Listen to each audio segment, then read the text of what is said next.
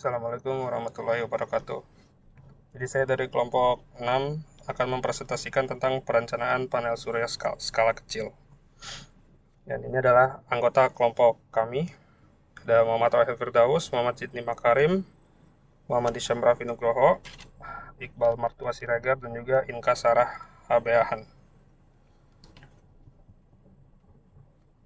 Selanjutnya adalah latar belakang. Jadi dalam menghadapi krisis energi yang dihadapi oleh Indonesia, perhatian serius dan pendekatan sinematis terhadap pengembangan sumber energi terbarukan menjadi krusial. Langkah ini diambil untuk mengurangi ketergantungan pada bahan bakar fosil dan batu bara, serta meminimalkan dampak negatif dari penggunaan bahan bakar minyak. Tekanan untuk beralih dari minyak bumi sebagai sumber utama energi nasional semakin kuat. Dan hal ini menjadi langkah kunci untuk keluar dari krisis energi berkelanjutan. Selain itu, dalam konteks pembangunan, perlu mempertimbangkan energi terbarukan skala kecil untuk merespon orientasi bangunan terhadap matahari, pencahayaan alami, dan juga ventilasi. Tujuan 1. Menganalisa efektivitas perancangan PLTS di Kota Sukabumi. 2. Menganalisa penempatan panel surya yang paling efektif. 3. Mengetahui potensi energi surya dalam skala kecil. 4. Merancang dan membangun PLTS skala kecil di Kecamatan Caringin. Ruang lingkup 1. Berfokus pada Kecamatan Caringin, Kabupaten Sukabumi. 2. Penelitian dilakukan pada pukul 7-16 WIB. 3. Pengaruh naik turunnya intensitas matahari terhadap listrik yang dihasilkan. 4. Dilakukan pada saat cuaca cerah dan tidak ada mendung sama sekali. Studi literatur. Energi dalam berbagai bentuknya seperti listrik, mekanik, elektromagnetik, kimia, nuklir, dan panas menjadi persyaratan utama dalam menjalankan berbagai kegiatan. Sumber energi utama melibatkan minyak, gas bumi, dan batu bara. Energi listrik sebagai bentuk energi pokok dapat diubah menjadi energi mekanik panas dan lainnya. Menghadapi abad ke-21, persediaan minyak dan gas bumi yang semakin berkurang menyertai peningkatan kebutuhan energi, terutama di negara-negara industri yang diperkirakan akan meningkat hingga 70% antara tahun 2000 dan 2030. Pada tahun 2015, kebutuhan energi listrik diproyeksikan mencapai 19,5 sampai 20 triliun kWh. Sementara persediaan minyak dan gas bumi hanya dapat menyumbang 12,4 triliun kWh. Energi surya menawarkan keunggulan dibandingkan dengan energi fosil, dan potensinya untuk menghasilkan sekitar 5,10 MW atau 4,8 kWh per meter kuadrat per hari di seluruh darat Indonesia menjadi alternatif yang menjanjikan. Selanjutnya ada teknologi pembangkit energi skala kecil. Yang pertama ada energi surya. Energi surya atau tenaga surya adalah energi yang berupa sinar dan panas matahari. Yang kedua ada energi angin. Energi angin adalah energi yang relatif bersih dan ramah lingkungan karena tidak menghasilkan karbon dioksida atau gas-gas yang bertebaran dalam pemanasan global. Yang ketiga ada energi hidro.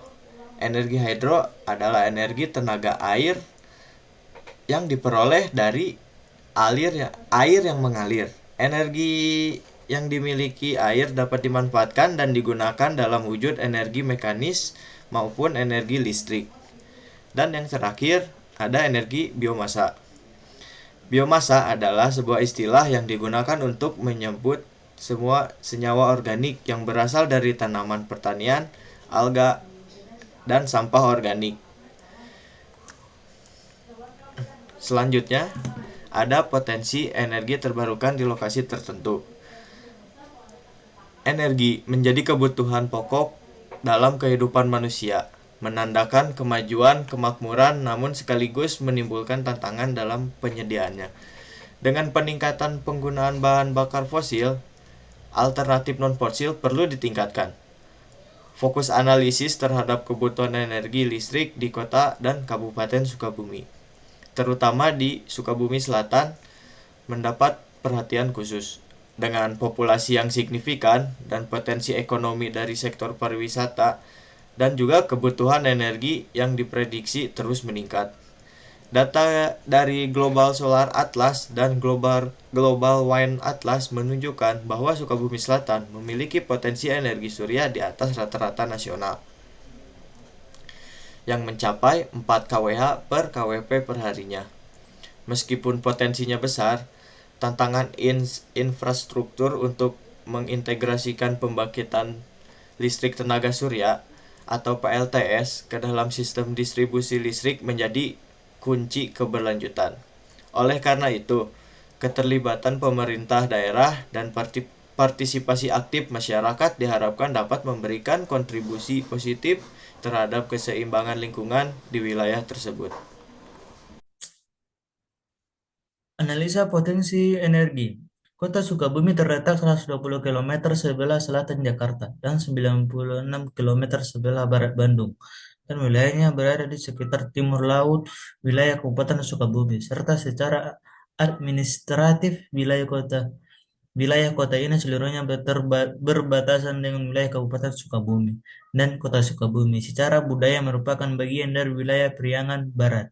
Luas wilayah Kota Sukabumi berada di urutan ketiga terkecil di Jawa Barat, setelah Kota Cirebon dan Kota Cimahi, yakni 48,33 km per kubik.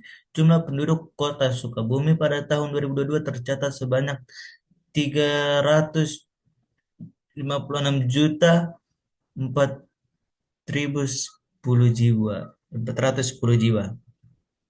Pemilihan sumber energi didasarkan pada potensi dan efektivitas yang ada di Kabupaten Sukabumi.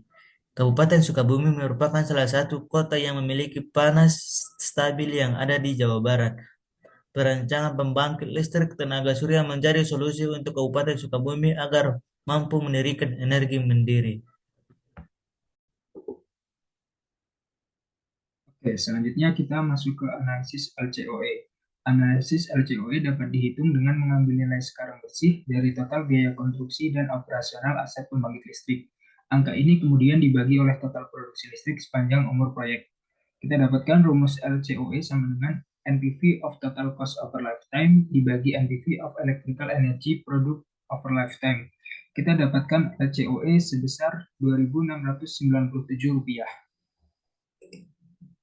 Kemudian kesimpulannya adalah LCOE atau Levelized Cost of Energy merupakan parameter penting untuk mengevaluasi kelayakan investasi dalam proyek energi terbarukan.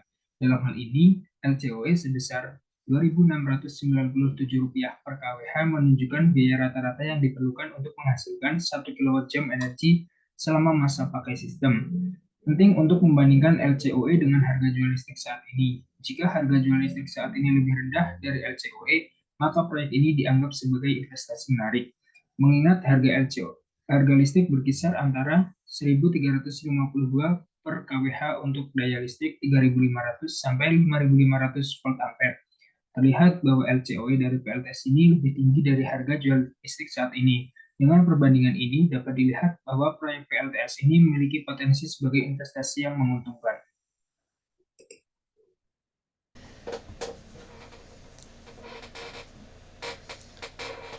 Untuk yang terakhir ada saran kita untuk pembangunan sumber energi listrik terbarukan bertenaga surya dalam skala kecil. Kita memiliki 2 poin saran, yaitu poin pertama, pemerintah pusat dan daerah seharusnya bekerja sama dalam menyediakan anggaran untuk pengembangan energi listrik terbarukan di setiap daerah, terutama di daerah yang sedang kita bahas kali ini, yaitu Kota Sukabumi dan juga Kabupaten Sukabumi.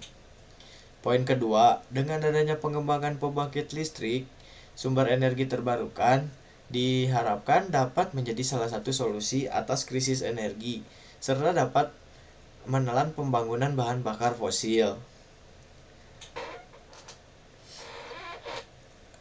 Mungkin sekian presentasi dari kelompok 6. Mohon maaf bila sebelumnya ada salah kata atau salah penyebutan. Saya perwakilan dari kelompok 6 mengucapkan terima kasih.